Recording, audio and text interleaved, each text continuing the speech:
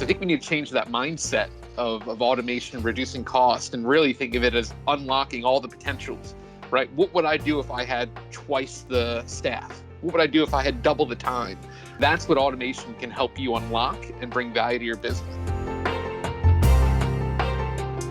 You're listening to Rethinking Insurance, a podcast series from Willis Towers Watson, where we discuss the issues facing P&C, life, and composite insurers around the globe, as well as exploring the latest tools, techniques, and innovations that will help you to rethink insurance.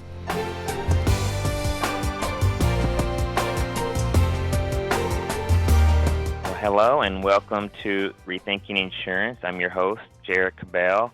So today I'm delighted to be joined by two guests today, Joe Milicia and Tom Beasley. Joe is the Global Product Leader for Business Process Excellence at Willis Towers Watson. In this role, he helps our clients to achieve more efficient and more effective business processes. Tom is a director in Willis Towers Watson's UK life consulting business. He is also the technical product lead for Willis Towers Watson's data validator software solution. So good morning, Joe, and good afternoon, Tom. Good afternoon. Good morning, Jarrett. Happy to be here. Happy to join you. Yeah, me too. Sounds good. So, certainly there's rising demand, within insurers to better utilize modern technologies such as cloud computing and automation to meet rapidly increasing future needs due to several drivers, cost challenges, regulatory pressures, et cetera. And of course, insurers often have complex environments consisting of systems and data that are not well connected, requiring lots of manual effort to make the processes work for strategic decision making. This not only means that processes are slow and costly, but also introduces significant risk of errors. And both you and Joe here have extensive experience working and providing solutions in this space, and I'm very excited to be speaking with you both about this topic today.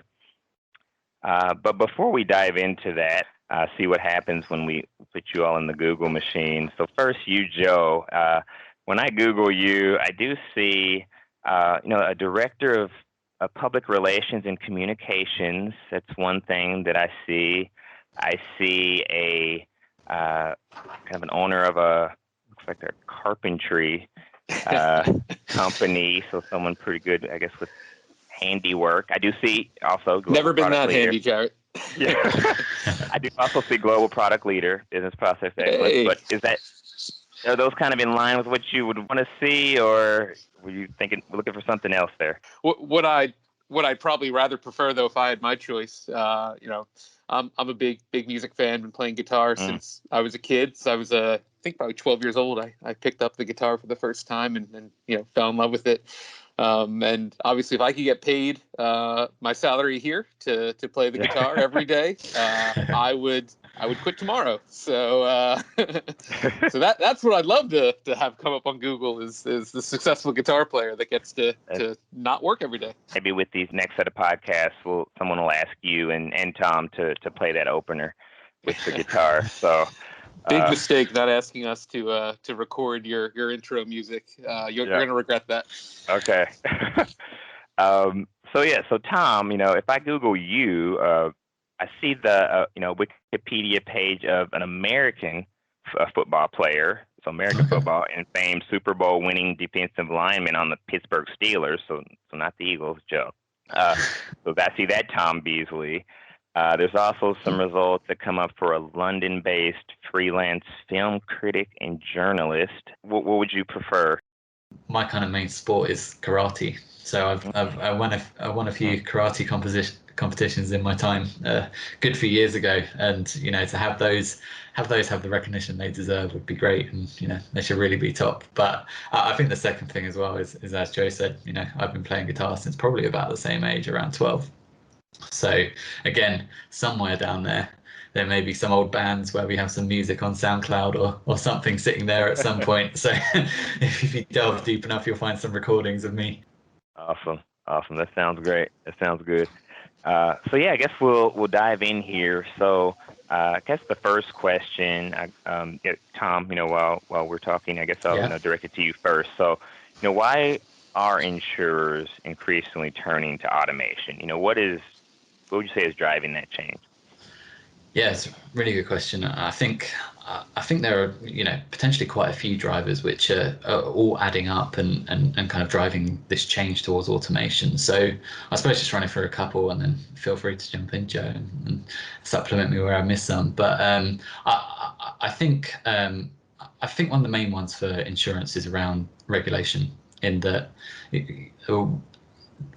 in terms of the world that we're living in and the regulatory demands that, especially on the insurance industry and the actuaries who are running those processes, more and more, we're all seeing that regulation is increasing with new regimes coming into place and building on top of old regimes, and that's never going to go away, and the regulators are always just going to continue to make sure that we're running our businesses properly. And as part of that, the demands on people and processes and systems and all of this to make sure that we can meet those demands is increasing.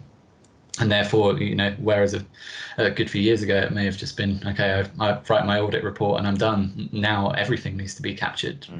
All the data quality, all the audit assumptions need to be signed off, senior sign off, etc.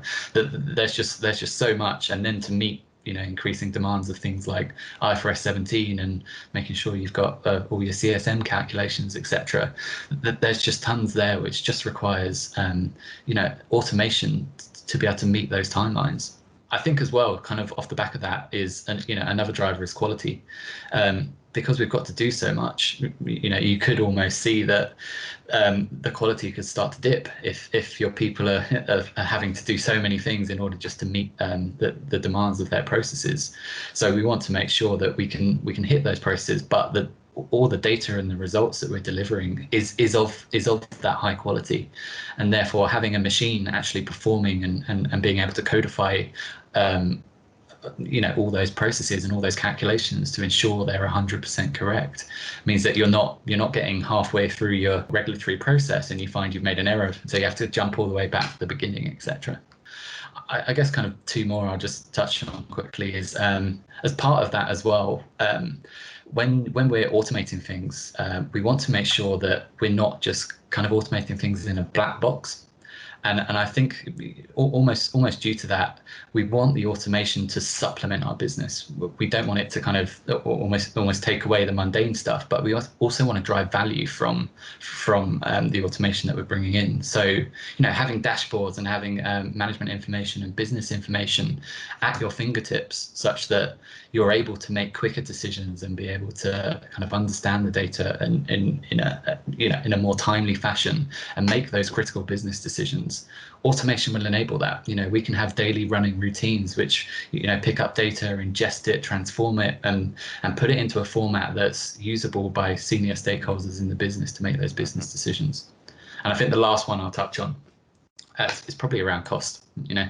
I think everyone can understand this in terms of we want to make sure that we're running our business as cost effectively as possible, and having automation to be able to actually automate some of those more mundane activities, such that we don't kind of have expensive actuaries sitting around copy pasting on Excel. We want to use that resource where they're utilized best at doing those analytics and understanding what the numbers mean, rather than producing and generating those numbers. So having automation performing that for us will really help. I think that's perfect. I think that's completely accurate. I mean, what I'd maybe add, just as a starting point, is that in general, if you look outside of the insurance sector, right, automation is something that's here and it's relevant and it's not going away. I think if anything, the insurance industry has probably been a little bit slower than probably other industries have at really embracing new technologies and kind of entering the modern world. So I think automation is coming. One of the things that personally I'm trying to change as I talk to clients and I talk to the various people throughout the industry, I think there's a perception that automation is really just about time reduction, cost reduction, right? Taking people out of processes and making things more efficient. And yes, that's an obvious potential benefit, right? But automation can be so much more. You touched on a number of things that automation can help you to do, right? And I think if you're really smart and you're making the best use of technology and you're automating processes, what you're doing is you're freeing up your resources to do things that actually add value to the organization. So you could tackle that next project. You could reinvest that time that you just freed up to automate the next process, or maybe build something new and more exciting and more value added for the organization.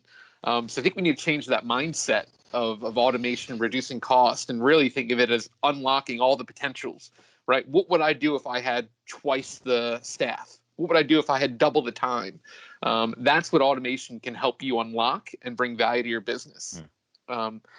Obviously, 2020, with COVID, everyone had to switch to remote working. That disrupted a little bit the way that we do our business. Just to be a little understated there.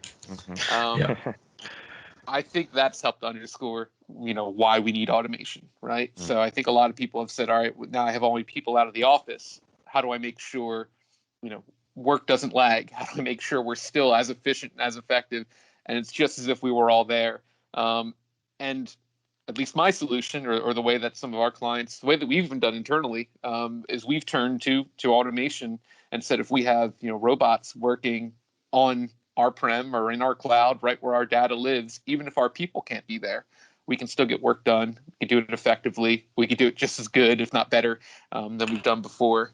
And if you're one of those companies that makes the investment now and really embraces technology, embraces automation, embraces the future, you can really capture a lot of benefits and let your competition catch up. Thanks, Joe and Tom. Yeah, those are really good points. How should insurers really decide, what to automate? There's so many different things that you all have already kind of spoken to, but how should they decide? Okay, what specifically, to automate, and how should they go about doing that? Well, first they should call me. But beyond that, of course, that's it. Yeah. Beyond that, I do think when we're looking at processes, there's some characteristics of certain tasks that really make them ideal for automation, so to speak. And these are the tasks that are going to provide the biggest bang for the buck, right? So if you're looking at the different tasks and processes within your business and trying to figure out which ones do I automate first, what I want to do is look at things like, is this task done independently, or is this task done kind of in a group? And is it necessary to get lots of different people involved and feedback, right? Because the independent task, right, is one that's going to be easier to automate. Likewise, is this something that's repetitive? Is it rules-based?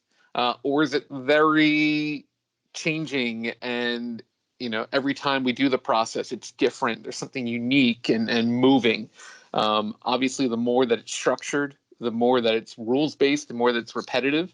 Again, the easier it is to automate. But not only that, if it's repetitive and you're doing it multiple times, you're going to get value every single time that task is repeated now into the future. And it's much easier to pay back that investment that you're going to make up front to automate. Some of the things Tom touched on in the last question about how automation can improve quality, right? Help you deliver results without errors. If you have an error-prone process, right? He talked about copying and pasting things in Excel, right? Lots of things go wrong when people are fiddling about in Excel sheets, right? So we want to cut that out. The machines are actually better at doing that. They can do exactly what we tell them to do every time without making a mistake, without forgetting to save a file, maybe not clicking recalculate, right? Whatever that issue may be that we've all struggled with. The links weren't refreshed. Yeah, definitely. Yeah. So those are the things that really lend themselves to automation. They're going to give you great bang for the buck, and that's where I would start. Obviously, we can help you. I really think we've looked at automation too narrowly. So really, it's everywhere. There's plenty of value to be had here. Plenty of juice we can extract if we all just try to get a little better at leveraging technology and moving towards the future. Yeah, and I think to kind of add to that, when you're looking at a business and what sorts of process, obviously we talked about repetitive rules based, but I think it's also key to consider kind of what the needs of the business are and how we should actually go about that automation. So like one of the key things that I always look at, like a key piece of methodology that's in my head whenever we run automation projects, is the concept of shift and fix versus fix and shift. And what I mean by that is, if we look at a process, should we first shift that into automation such that we start to automate it already and then slowly kind of almost chip away and fix it such that it becomes a better process in automation? Or fix and shift, where we take the time to completely re-engineer that process and get it in a position prime for automation, and then shift it into the automation. So that fix and shift versus shift and fix methodology is something that's always there. And I think the key thing to consider, and especially in my head, that choice isn't binary, not at all. I very much view it as a spectrum.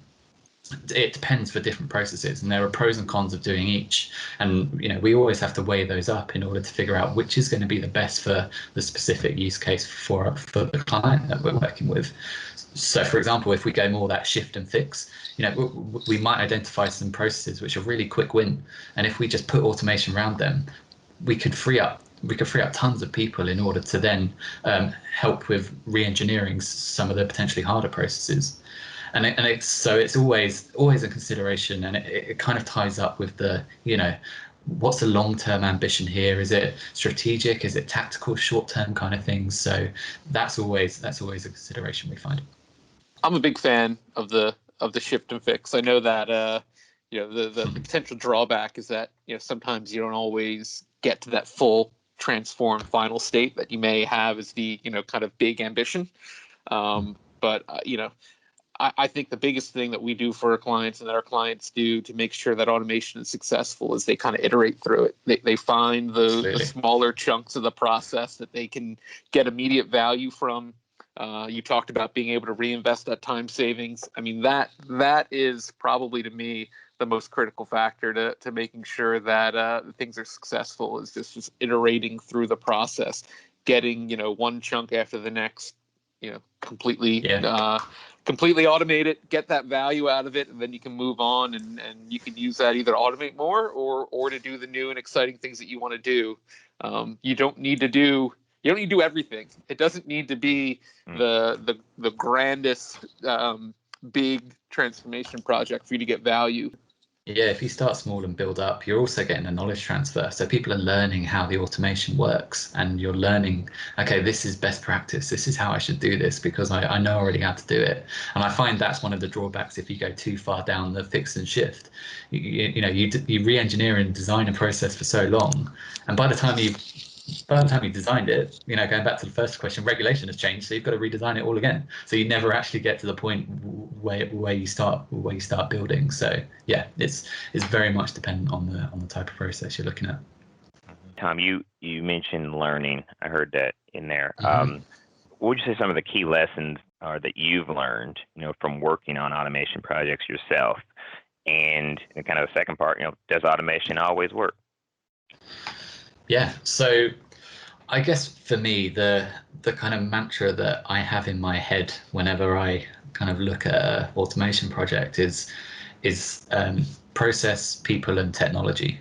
I think automation projects need to span all three of those. And I think that, lots of people, when you think automation, you only think about tech, right? So you just think, oh, I need a big new system in, and that will automate, and no worries at all, I'm good to go.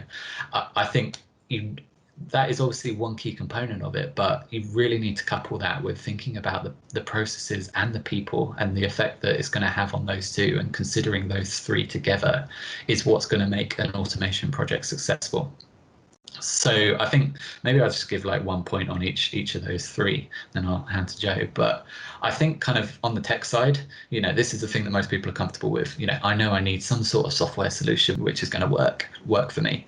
I really think that consideration as to what we're going to pick needs to be thought about. It needs to be thought about thoroughly, and it's really about selecting the right tool for the job. There are so many systems and things out there. It almost comes down to looking at things from first principles and almost deciding, okay, I need my product to do X, Y, and Z because my process looks like A, B, and C kind of thing. And it's thinking as well that you don't need one monolithic system which will kind of run every bit of your process end to end across all your business functions, right? It's really it's kind of moving towards a more plug and play type approach, right? on your iPhone, you don't have one app which does everything for you, right? You've got apps which are kind of best of breed at what they do. Right. And it's thinking about the business like that. As long as you've got something which can glue them all together, and you can pass things between those kind of bits of your process, then that is a successful kind of automation in my eyes. You know, it's picking the right tool for the job. I guess on the process side, you know, as I mentioned last question, one of the key things is thinking about that shift and fix versus fix and shift. But when you actually dig into it, you find out that there's so many things that, but when this happens, then I've got to go around this whole process, and and then there's a guy in the corner at the end who's like, but what about this thing that happens once a year, and it takes us down a completely different path. So it's really trying to get as much detail about that process, and almost getting to that point where the automation that you build, the workflows that you build, are only going to be as effective as their weakest point. So when you hit that point where we haven't codified anything to happen, then the people will go, okay, well, it's not working for me. So we need to really think about how we build that. And I think that quite neatly brings me onto the people side.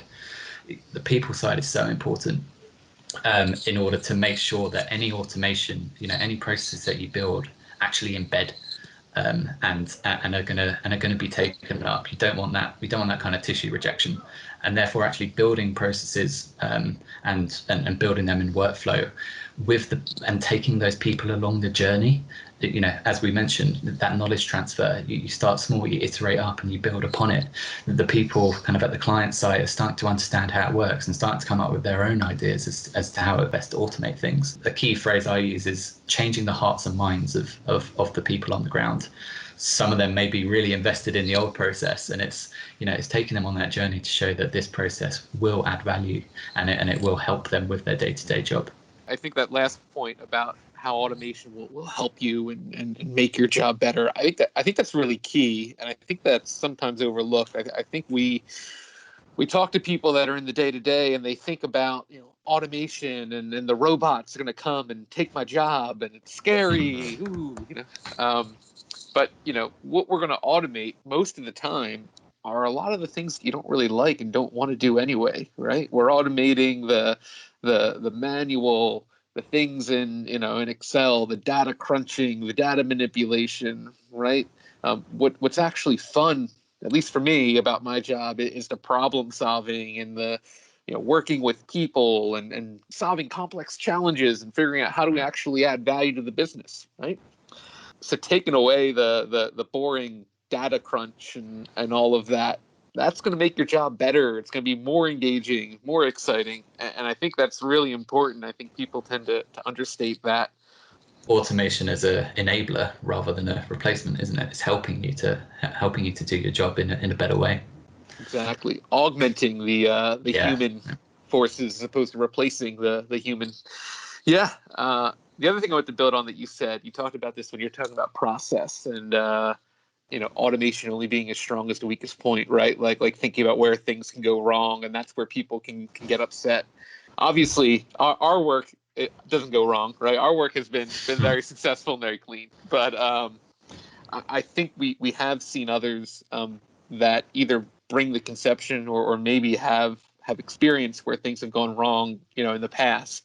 Where, to your point, they've probably focused too much on the technology side of it. That all sounds great, Joe. And I guess just the last thing, what one or two pieces of advice would you give anyone, thinking about an automation project right now? Well, first I say don't wait. Now's the right time, right? I definitely see that we're at an inflection point here in the industry. We're getting more and more interest to do these kind of transformations to help companies better leverage technology. So I think the time is now. The technology is proven. It's not risky. It's not like you're the first people to take the jump, and you need to be concerned about whether or not it's going to deliver the benefits. We've done it. We've seen it. Your competitors may have already started to walk down that path. So it's proven technology now. It's proven that it can provide you with results. So it's not risky, but it's still kind of early enough that you can get a lot of benefit as opposed to being the late adopters that are trying to play catch up, right? Which we talked about earlier. And the other thing that I would say is don't do it as a part-time job. We've seen lots of these automation initiatives either fail or stall because people think they could do it on nights and weekends, right on the side of their desk, and that's just rarely effective. You can do it yourself. You don't necessarily need an advisor like us. I think we add a ton of value. I think we bring a lot of value. I think we're worth everything you pay. But if you absolutely want to go it alone, I think you can. I just think it's really key that you have someone within your organization whose full-time job, whose bonus depends on you actually being successful. Because if you're doing it as a hobby, what tends to happen is just inertia takes over. And we've always done it this way. And there's always something else that's pressing. And I think this is why the industry is at the state that they're at today, is just because it's really hard to find the time to really innovate, improve, and make dramatic change. And if you're really viewing and taking advantage of new technologies, taking advantage of automation to transform the way you do your business, it's not something you're going to do, on nights and weekends, like I already said. I guess the things that I'd kind of add to that is, in a way, I think it's really looking at almost setting a vision up front. I think a lot of people think an automation project will be 80-90% in terms of actually building and implementing their technology and and codifying all this stuff. That's not the percentage that I kind of tend to see. I think the more you plan and you run a solution design, you figure out exactly what the right tech is instead of just picking up the first thing off the shelf that you find. You plan those processes, you plan out those process maps, you figure out how you're actually going to do this to orchestrate the business process in the most effective way possible. Having all of that in place and then starting to actually build is definitely the best way. I think the worst thing to do is you throw some technology on some juniors in the business and say, there you go, have fun, right? I'm sure they'll build something, but it won't be as efficient and as valuable to your business if you do that. So actually taking that time, figuring out at a high level what the vision is, what you want to achieve end state, putting in the time to actually plan that, and then going ahead and building. And throughout all of that, I'm talking about extremely large scale bits here. As Joe said, we want to iterate, and if there are quick things that you can find, it's not planning the whole thing out. Right, let's do a bit of design on the little bit that we need. That's taken a week or two. We're happy with how it's going to work. Great, let's build that. And you start to iterate. I'm just saying, that process end to end of a design, build, kind of test. It's really, really important to focus on that design. On the people side, I'm very much an advocate of making sure that on the people side we're kind of we're picking up the right behaviors and we're encouraging the people who are embracing the automation. We did a project recently where the term we used was our kind of champions of change. It's making sure that people at the client who are really excited and happy about this, they're the people who become these champions of change and help it infiltrate throughout the company. People who are detractors at the company are going to be a lot more swayed by someone who's from their own company, one of their own, saying this is actually a good thing, rather than external consultants kind of coming in and being felt like the automation is being forced on them. So it's very much making sure that the people side and that journey is the right one. Own the process, right? Don't just let either the juniors, like you're saying, don't let an external advisor own it. Don't let IT own it, right? This is how you do your business. This is your process. This is your way of working, right? So you've got to own the solution at the end of the day. So make sure that you're leading that design and you're getting what you want. You're not just relying on someone else to deliver. Right? And obviously, Joe, all of that isn't saying external consultants are no help at all. Obviously, we are. It's helping you to build upon that vision and having our experience from where we've done this before to make sure that vision and that design is going to deliver value for you. Absolutely. Well, this has been great. Thank you both so much, Tom and Joe, for your time. I think this was a really interesting discussion. And thank you, everyone, for joining this episode, and we look forward to you listening to us again on Rethinking Insurance.